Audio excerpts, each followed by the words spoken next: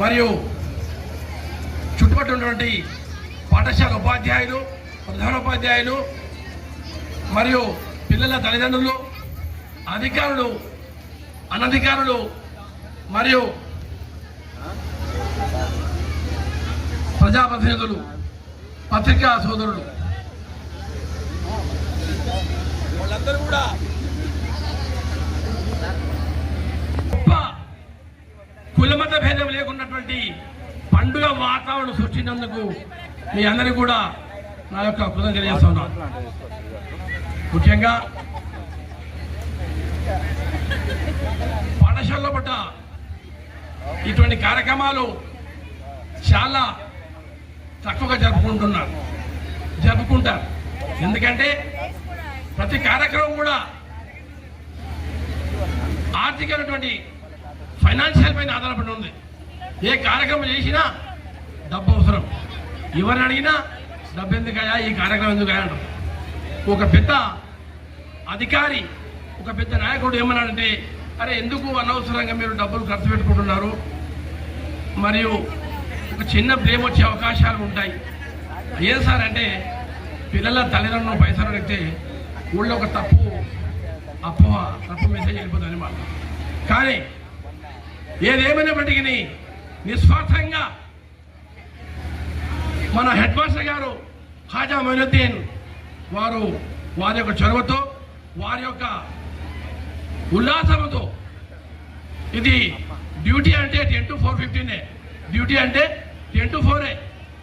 చదవకపోని second నాడు సంతకాలు పెట్టి జీతాలు చేసుకునే పరిస్థితి ఉన్నది. కానీ వాళ్ళు ఏమనుకున్నారంటే వర్క్ ఈజ్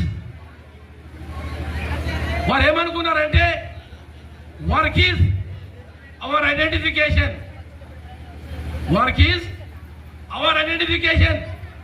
వారు ఇంతకుముందు మేడిపల్లి గ్రామంలో పనిచేశారు. అతని ట్రాన్స్ఫర్ నాడు నేను చాలాసార్లు ఉపాధ్యాయులు ట్రాన్స్ఫర్ అవుతుంటే పిల్లలు బాధపడతారు. కానీ మేడిపల్లిలో పడ్డ పిల్లల తల్లిదండ్రులు బాధపడినటువంటి వాతావరణం. దానికి కారణం ఏంటంటే ఆయన 10 to 4 చేయలేదు, 10 to 4 డ్యూటీ చేసిండు. ఆయన కార్యక్రమం చేసిండు అన్నట్టు. ఎప్పుడు లేడు పోడు, బయటికి వచ్చేటప్పుడు 4:15 4:30. అయితే దాని అర్థం ఒకటే, our duty, our work is our education. అయితే వాళ్ళ స్టాఫ్ కూడా మేడం దీప చాలా చక్కగా మంచిగా ఇంగ్లీష్లో పిల్లలకు బోధించుట మరియు గ్రామాసభలో సంబోధించుట చాలా నాకు నచ్చింది. అయితే వాస్తవంగా మన పలకరింపులోనే ఒక మధురమైనటువంటి వాతావరణము, ఒక మధురమైనటువంటి సంబంధాలు ఏర్పడతాయి. మాట్లాడితే చాలు, మిత్రుపుతు ఉండదు. తన నాలుకనే తనకు మిత్రుగా మాట్లాడు. ఏం సార్ బాగున్నారంటే ఏమో అడుగుదరు. మెన్నచేడు గ్రామం, గండేడు మండల్ మెన్నచేడు గ్రామం సార్. చాలా కష్టపడ్డాడు. అయితే ఈరోజు అతను వస్తాడో రాడో కానీ గాడ్ ప్రామిస్ గా నేను అతను పేరు తీసుకుందాం స్పీచ్ లా. God promise. ఎందుకు? వాళ్ళు చేసినటువంటి సేవలు. అయితే మనము చనిపోతాము కానీ మన పనులు, మన మంచి కార్యక్రమాలు గుర్తుండిపోతాయి. మహాత్మా గాంధీ ఎక్కడ ఉన్నాడు? అంబేద్కర్ గారు ఉన్నారా? అశోక్ చక్రవర్తి ఉన్నాడా? లేడు. అయితే మంచి మనము లైఫ్ లాంగ్ యాదవుకుంటాం.